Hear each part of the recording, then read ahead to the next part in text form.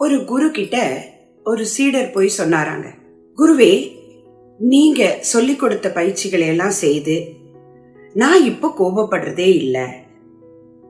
இது சந்தோஷமான விஷயம் தானே. ஆனா குரு சொன்னாரா, உன்னுடைய மனைவி கிட்ட இத எழுதி வாங்கிட்டு வா. ஏன் இப்படி சொன்னாரு? நம்ம ஒவ்வொரு மனிதர்களும் பல விஷயங்களை கத்துக்கிறோம், உயர்ந்த நிலைக்கு போகணும்னு நினைக்கிறோம். ஆனா அதனுடைய எல்லாவற்றினுடைய விளைவுகளும் எங்கே? குடும்பத்துல தான் பாதிப்படையும், இல்லையா? ஒரு மனிதன் நல்லா கற்று நல்ல வேலைக்கு போனா அதனோட சிறப்பு எங்க? குடும்பத்துல தான். அதே போல நாம பெறக்கூடிய ஞானத்துக்கான அடையாளமும் குடும்ப அமைதி தான். இதை பற்றி பேராசிரியர் ஆடல் நாயகி அம்மா விளக்கமா சொல்றாங்க, கேட்டு பார்க்கலாம் வாங்க.